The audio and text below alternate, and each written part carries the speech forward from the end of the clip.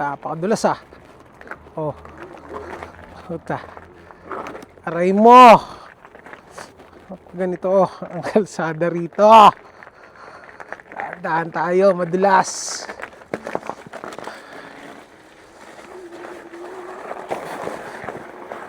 Ito na tayo sa gilid.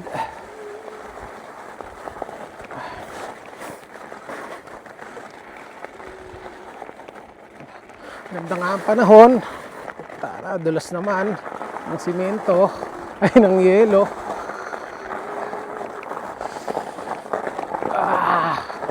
Dito tayo.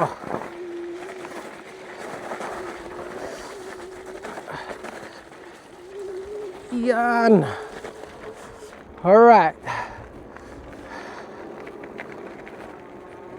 Speed to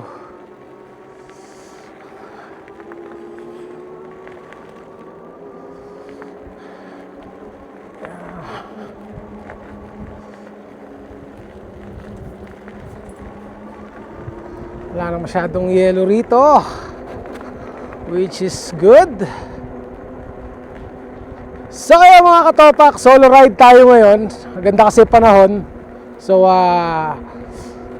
babalik ako doon sa may pinagdaanan namin. Nalaglag kasi yung guantes ko nung last time nagpunta kami doon sa may Cranbrook eh.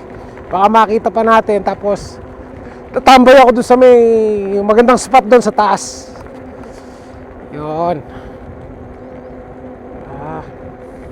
Lumuluwag yata yung ating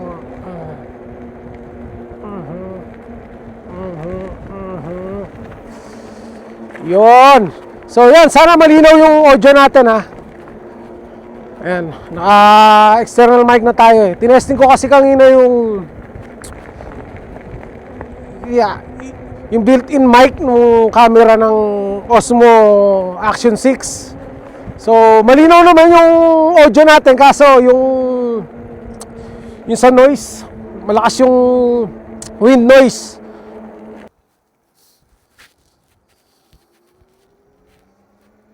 Yan.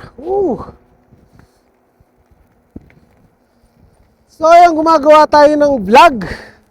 Well, e-bike vlogging tayo dito sa Canada kasi sa Pilipinas may motor tayo. Dito naman e-bike. So mas convenient kasi pagka e-bike dito. So hindi mo na need ng license, depende sa e-bike mo. So may dalawang klase kasi ang electric bike dito eh. Class 1 at Class 2. So hindi ko na papaliwanag kung ano yung Class 1, Class 2. Basta yun, hindi mo need ng license para makapag e-bike dito. So may certain na wattage lang yung power ng e-bike mo para So pag yung talagang mga high-end na matataas na, yun, kailangan i-register dyan, tsaka kailangan may license ka.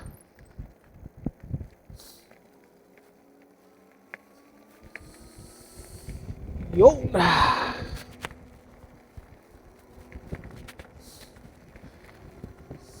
So ganda ng panahon, di siya malamig. Well, malamig pa rin, pero hindi siya ganun kalamig. Kaya kahit hindi na tayo mag face mask or cover. So yan, enjoy nyo lang yung trip natin ngayon. So kagandahan to, clear na yung trail bike nga, wala ng yelo sa gitna. Tutunaw na kasi. So hopefully spring na. Well, malapit na, mga 1 month na lang siguro. Eh, napaka-approachable ng mga akon dito. Daanan mo lang, hi sa'yo, kakawayan ka. So, yun.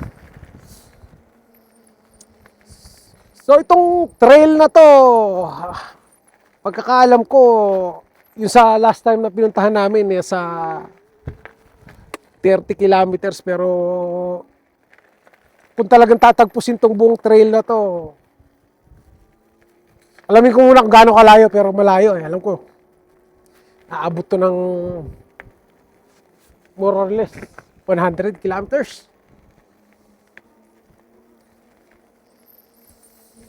Yan.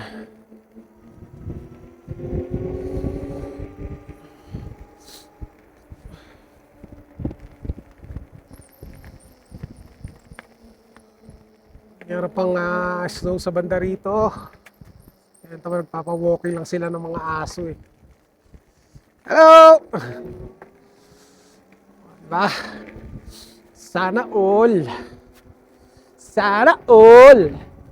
May kasama. Sana all. So, yung mga katopak, shoutout sa mga katopak natin dyan, sa mga followers natin dyan, yung mga legit na talagang sumusubaybay. Although matagal tayong hindi nag-vlog, gawa nga nung napunta tayo dito sa Canada. So, tsaka wala pa tayong mga equipment para makapag-vlog ng maayos-ayos. O, yun. Hello!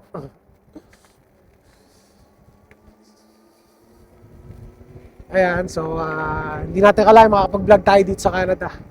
Well, actually, hindi naman natin alam na makakabalik pa tayo dito sa panaginip na lang. So, yung konting kwento lang.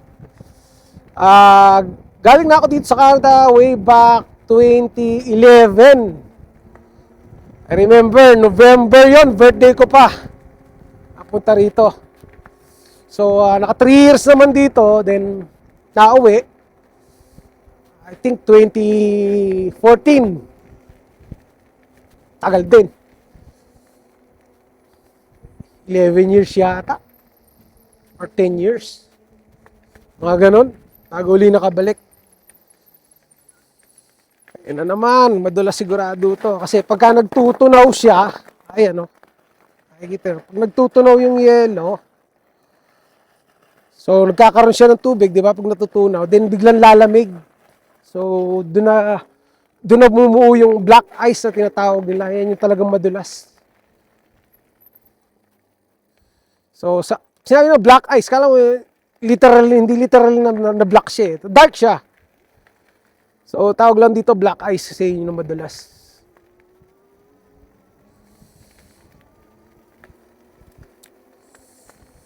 Yung palagay ko doon, marami pang yelo doon eh. Dito kasi marami na kasi naglalakad dito eh. Ayan.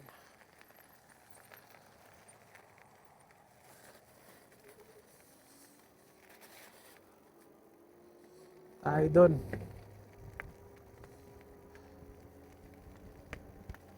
Sikat ng araw ah.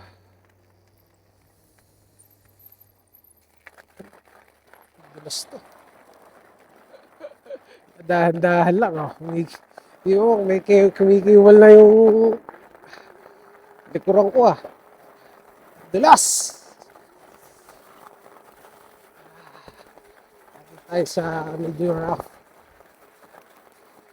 Ay tayo yung kumikislap na yan oh.